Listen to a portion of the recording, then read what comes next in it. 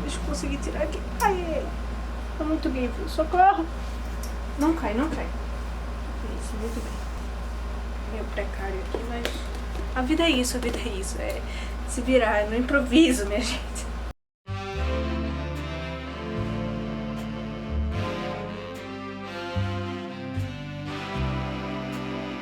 E aí pessoas, eu sou a Lena e eu estou de volta com mais um vídeo. E hoje vai ser um vídeo meio de recomendação, meio só pra poder falar quais são os meus livros favoritos mesmo. Basicamente o que eu fiz foi olhar a minha estante toda e ver quais eram os livros que eu mais gostava. Lógico que tinha alguns que eu já sabia que eu ia colocar nesse vídeo, e tem outros que eu olhei, eita, tem esse realmente que eu já tinha esquecido o quanto eu gosto desse livro. É claro que no futuro provavelmente farei outros vídeos iguais a esse, mostrando os meus livros favoritos, porque isso muda muito, né, de mês em mês, de ano em ano. O primeiro livro que eu coloquei aqui foi um livro que eu tava em dúvida se eu colocava ou não, porque eu gostei muito dele quando eu li. É um livro, inclusive, bem pesado, tá? Mas eu acho um livro importantíssimo e eu acho ele incrível. Mas eu fiquei em dúvida se eu colocaria ele na lista de favoritos da vida.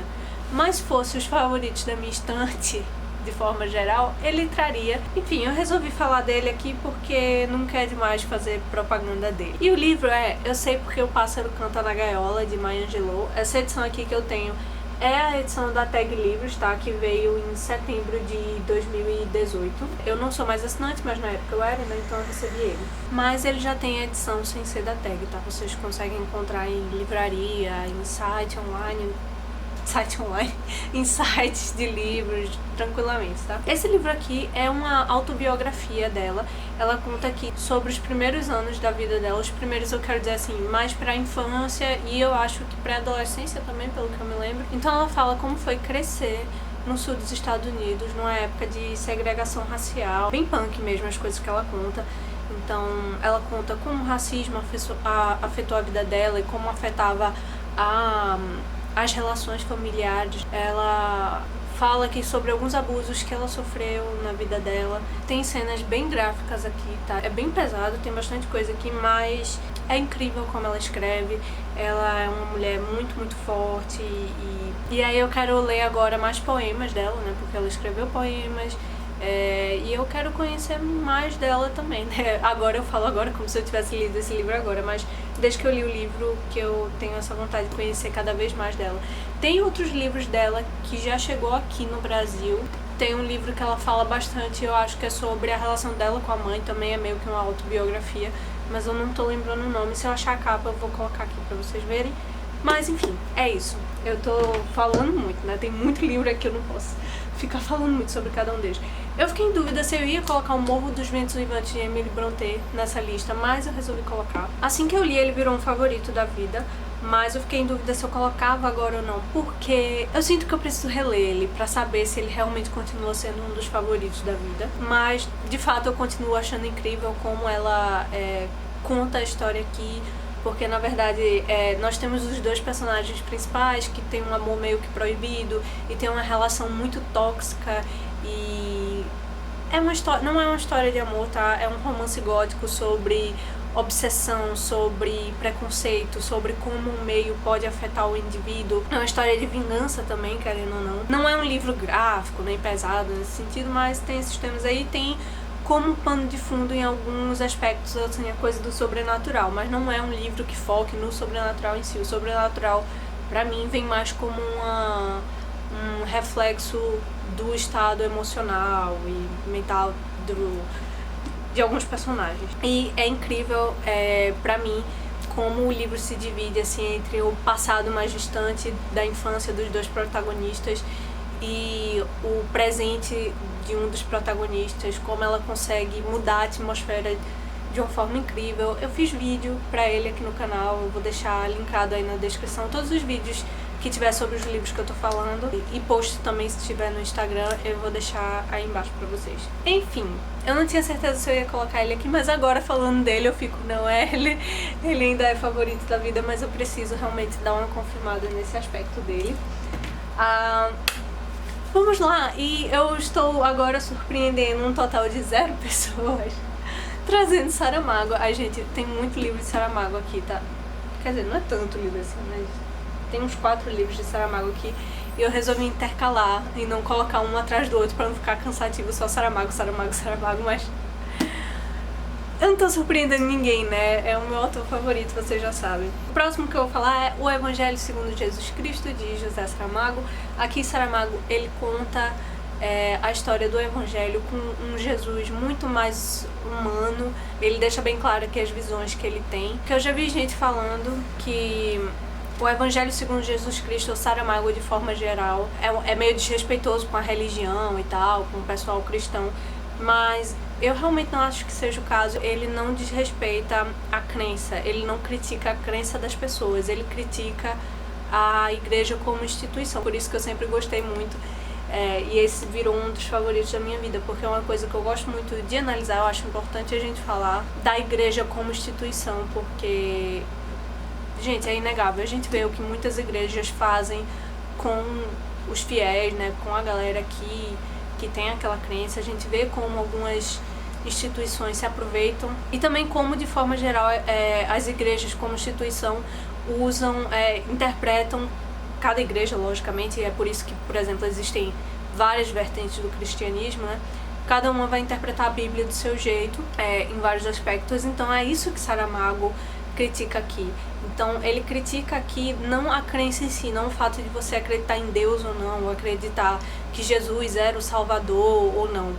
Ele critica aqui algumas interpretações que se tem disso. Por exemplo, se Deus é exatamente do jeito como algumas igrejas descrevem Deus, então ele é um Deus muito egoísta, muito egocêntrico. Enfim, então ele traz isso aqui. Ele tem um balanço aqui entre Deus e o diabo que é muito interessante. Tem uma conversa aqui entre Deus, diabo e Jesus Cristo num bar que é assim, gente, é sensacional. E o primeiro capítulo desse livro aqui é incrível.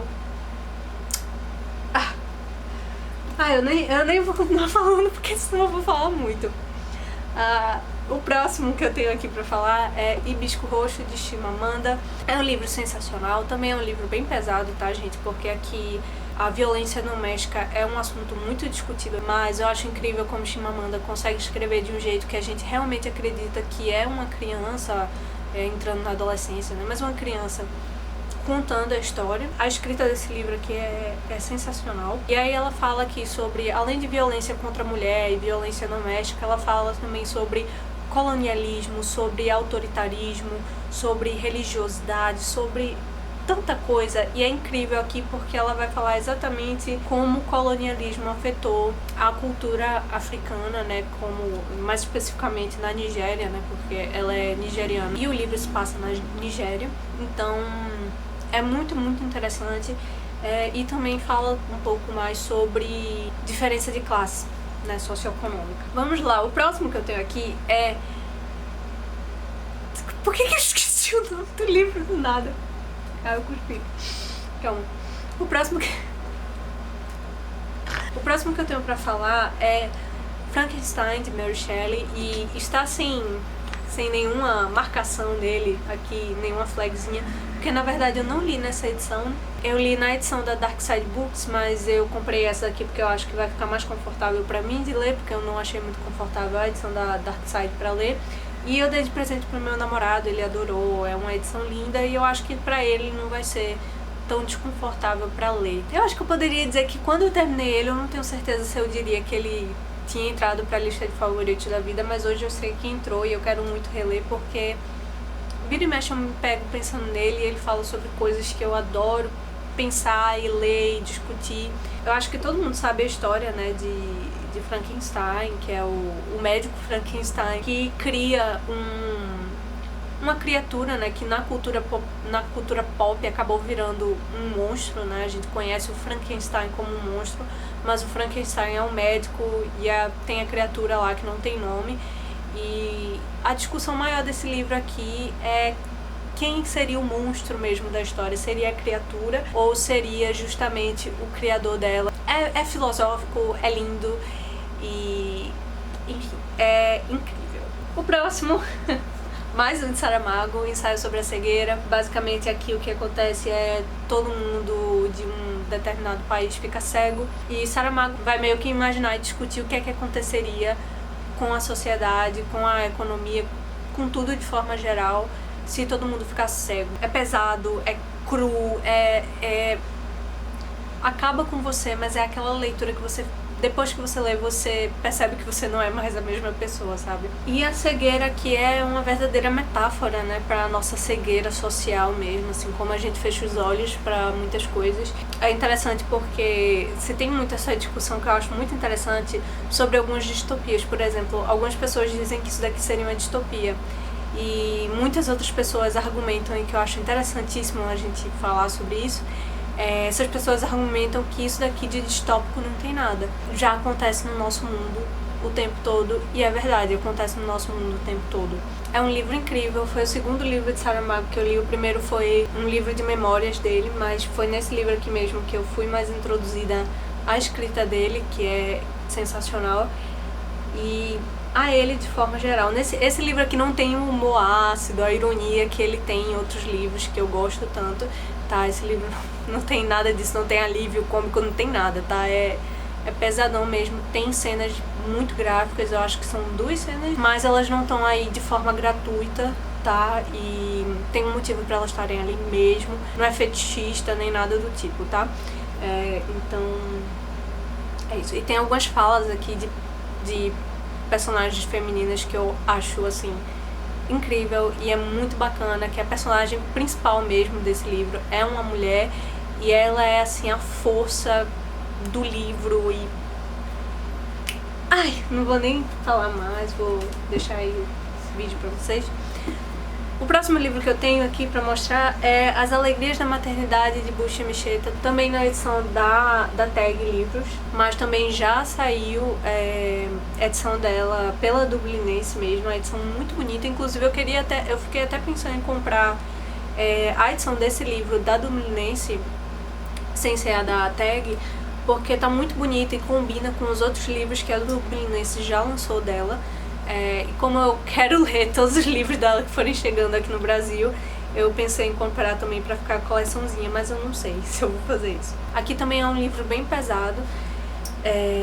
A gente vai acompanhar a história de Nuego. Ela faz parte do povo Igbo aqui, eu acho que é Igbo que se fala, não lembro, mas é uma cultura bem difícil para as mulheres, porque tem aí toda a questão do colonialismo, que ela fala aqui também, os impactos do colonialismo na Nigéria. As mulheres nascem e é esperado delas que elas sejam mães, criam elas com esse intuito, né? Elas crescem pensando que o motivo delas viverem é isso, que elas só vão ser completamente realizadas se elas tiverem filhos. Então, aqui no Ego ela se casa com um cara todo bonitão e todo desejado lá do povo dela, e o que acontece é que ela não consegue engravidar dele. E acabam cancelando, mais ou menos assim, o casamento dela com ele, e ela tem que se casar com outro cara que ela não ama, que ela não quer casar. E é horrível, é muito triste, fala muito sobre violência aqui contra a mulher, eu não lembro agora se tem cenas explícitas de alguma coisa, de abuso, eu realmente não lembro, mas é um livro bem pesado, tá? Vamos lá. Um livro curtinho, um clássico, que eu também gostei muito, que na verdade eu não tinha considerado ele um favorito, eu tinha gostado muito, mas não tinha considerado um favorito até o meu namorado ler, a gente começar a falar muito sobre ele. Eu fiquei, nossa, por que eu não considerei esse livro um favorito assim que eu terminei de ler? Eu acho que eu precisava conversar bastante com alguém pra chegar nessa conclusão, que foi A Revolução dos Bichos, de George Orwell, que agora com a nova tradução da Companhia das Letras tá como A Fazenda dos Animais, que seria a tradução mais literal mesmo do título em inglês. Eu comentei aqui que essa edição é boa, tá? Que eu consegui entender a mensagem que ele passou, e que você não precisaria gastar muitos dinheiros numa edição mais nova, da tradução nova. Mas agora tá saiu uma edição da Penguin Companhia com a tradução nova desse livro daqui, e tá por um preço bacana. Então, se você quiser investir na tradução nova, é o mais recomendável, né? Porque quando fizeram essa tradução aqui era em outra época, né, do Brasil. Então parece que alguns trechozinhos foram meio que ajeitadinhos, assim, meio que, eu não sei se muito manipulados, mas algumas expressões foram meio que alteradas assim. pra se poder usar o livro como uma propaganda anticomunista, mas de novo, George Orwell é socialista.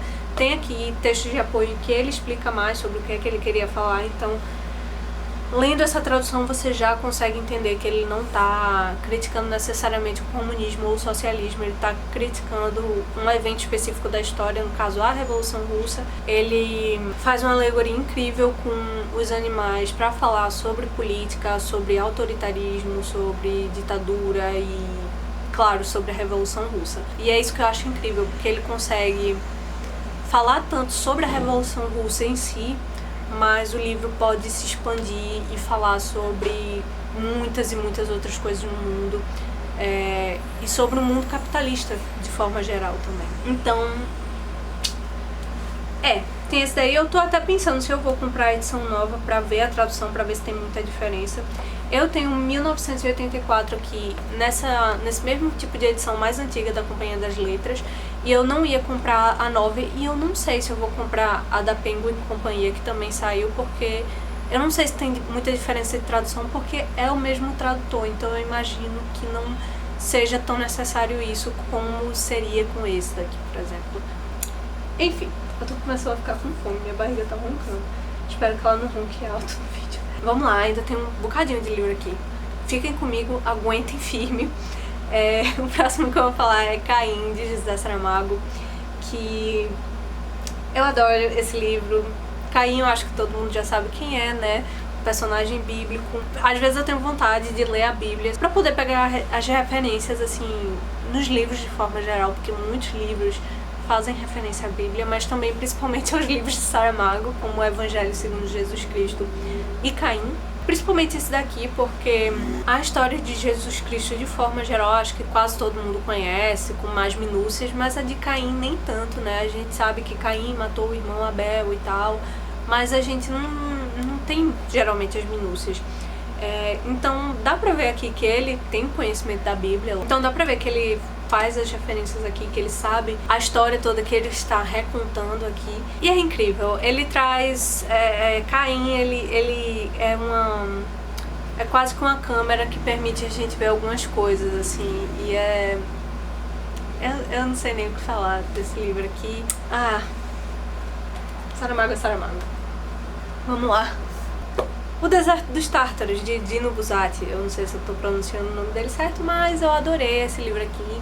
De novo, da Tag. Eu não sei se já começou a sair de novo pela Nova Fronteira, mas teve uma época que eu fui procurar pra dar de presente pra alguém. Eu acho que eu queria dar de presente pro meu pai, mas eu não tava achando de jeito nenhum pra comprar. Mas talvez agora já tenha mais disponível, assim, outras edições que não essa daqui. Mas eu adorei esse livro aqui. Algumas pessoas lendo esse livro podem até falar que é um livro que nada acontece, que não tem muita história, mas essa é a ideia do livro e é incrível. É um livro sobre espera, que te faz refletir sobre quantas coisas você abre mão na vida para um objetivo principal e talvez esse objetivo nunca chegue. Então é sobre essa reflexão de a gente precisa aproveitar a vida que a gente está vivendo agora, nesse momento. Claro que a gente tem que pensar no futuro, mas a gente também não pode se prender só a isso, porque a gente só vive no presente. É um livro bem reflexivo, bem contemplativo, assim, e ele é curtinho, é bem tranquilo de ler. Esse livro é muito bom, quero reler em breve. Ok, acabamos a primeira pilha, vamos lá para a próxima. O próximo que eu tenho para falar aqui é A Metamorfose de Kafka. Eu acho que não é surpresa para ninguém, eu tenho falado bastante desse livro nos últimos tempos, desde que eu li ele. Foi uma leitura bem tranquila, é um clássico com uma linguagem tranquilíssima de se acompanhar, tá? Inclusive eu recomendei pro meu irmão, que eu fiquei muito feliz porque meu irmão veio me pedir recomendações de livros pra ele voltar assim a ler e tal. E um dos que eu recomendei foi esse daqui, um clássico que é tranquilo de ler, é curtinho, a história é interessantíssima. Basicamente o que acontece é um cidadão comum acorda e se vê metamorfoseado em um inseto, e aí a história vai acompanhar ele tentando entender o que é que ele tá passando e tentando se adaptar com as transformações e como a família dele também lida com isso. Gente, é o último Saramago. que é As Intermitências da Morte. Eu gostei muito desse livro quando eu li. Eu acho que ele, nos 4 favoritos que eu tenho de Saramago, eu acho que ele seria o último favorito. Eu acho que ele fica atrás de Caim. Eu acho que o primeiro seria o Evangelho segundo Jesus Cristo, depois Ensaio sobre a Cegueira, depois Caim e aí depois As Intermitências da Morte. Mas é um livro incrível. Saramago aqui, ele, através da ideia de que a morte meio que parou de trabalhar, as pessoas pararam de morrer em um país, ele faz análises sociais que são incríveis e ele faz uma reflexão sobre a morte, o que é a morte, se a morte não existisse, como é que isso iria impactar o mundo economicamente, socialmente, filosoficamente, religiosamente. É incrível. A primeira parte do livro, ele traz uma discussão mais social de forma geral, e a segunda parte do livro é a parte em que ele traz a personagem da morte, assim, e um personagem de um músico, e é linda. A segunda parte é linda. Tem gente que prefere mais a segunda do que a primeira, ou então a primeira do que a segunda. Eu gosto muito das duas, tá? Eu não acho que o livro perca nada em nenhuma das partes. Eu acho que ele simplesmente trouxe 2 núcleos diferentes da mesma história, e é incrível como ele conseguiu fazer isso. E o próximo livro que eu tenho pra falar é Dom Casmurro, de Machado de Assis. Eu acho que todo mundo já sabe o que acontece aqui, né?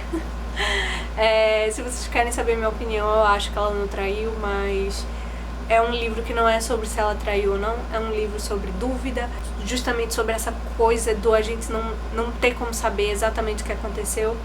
E é um livro que me despertou ainda mais. Eu acho que eu já tinha um pouco disso sempre, mas me despertou ainda mais pra coisa do não confiar no narrador. É um narrador extremamente não confiável. Desde o início do livro, ele conta a história de uma forma que faça a gente desconfiar de Capitu, pra no final do livro a gente meio que ficar, realmente, ela deve ter traído, só que, não, Bentinho, você não me pegou, eu tô vendo você, eu vejo o que você tá fazendo, viu?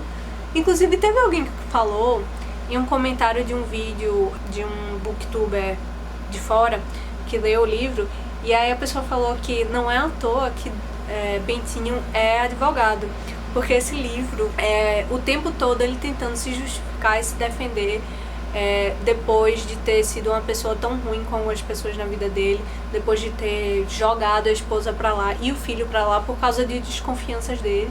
Tem gente que acha que ele tinha muito ciúme de Capitu com o Escobar, não necessariamente por causa de Capitu, mas é porque ele era mais apaixonado por Escobar, então ele ficou com ciúme achando que os dois tinham um caso, que eu sinceramente não descarto essa hipótese porque...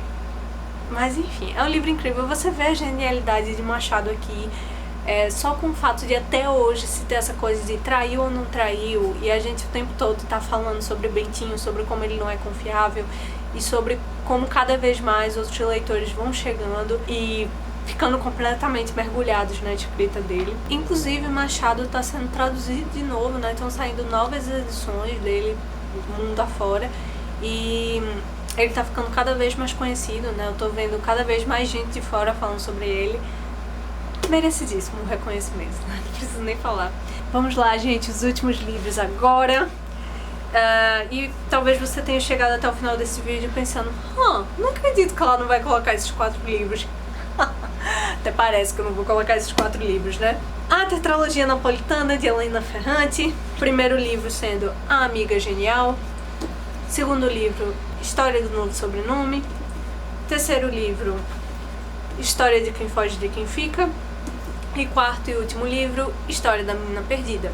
Nesses 4 livros, Lenu vai contar pra gente a história de vida dela e da amiga dela, Lila, sobre a amizade delas duas super tóxica, e também é uma narradora que não é 100% confiável, não é estilo Bentinho, mas a gente tem que se ligar nisso também. E são livros sensacionais, são livros muito, muito crus, assim, tem bastante gatilho, tá? Então, assim, são livros bem pesados, mas Helena Ferrante, ela traz um retrato da sociedade. Eu acho que a principal coisa que se tem aqui, além da amizade delas, é essa coisa essa sensação, e hoje eu vejo que isso é muito nas duas, essa sensação do não merecimento. É um retrato muito cru de 2 mulheres e como elas nasceram e foram criadas no mesmo ambiente, mas esse mesmo ambiente levou elas para lugares diferentes por uma pura questão de oportunidades mesmo.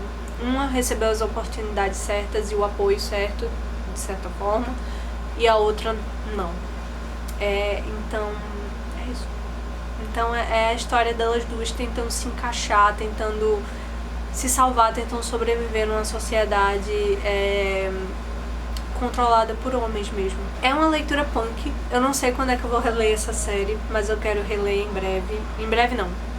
Quero reler um dia. Não sei ainda quando, porque realmente é uma leitura bem pesada e que tomou muito de mim. Mas é incrível. E é incrível como nos primeiros livros ela consegue trazer coisas tão pesadas e tão fortes, e em alguns momentos tem uma escrita tão poética, sabe? É assim...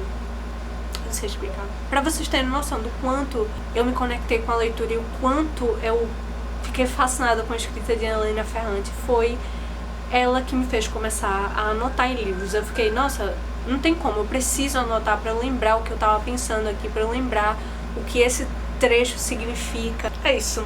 Eu, lembrando, tá tudo aí linkado aí embaixo, tá? Vídeos, posts no Insta em que eu falo sobre cada livro. Alguns livros eu não fiz vídeos específicos, mas eles estão em vídeos de leituras do mês, então eu vou deixar aí pra vocês. E é isso. Eu espero que vocês tenham gostado do vídeo. Não esqueçam, por favor, de deixar um like, de se inscrever no canal se você não é inscrito e gostou do conteúdo.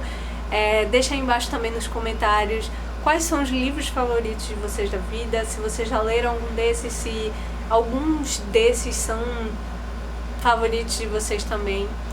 Enfim, vamos conversar, porque é pra isso que esse canal tá aqui, pra gente trocar opiniões e falar bem muito sobre livros. Eu vou ficando por aqui, um beijão e eu vejo vocês no próximo vídeo.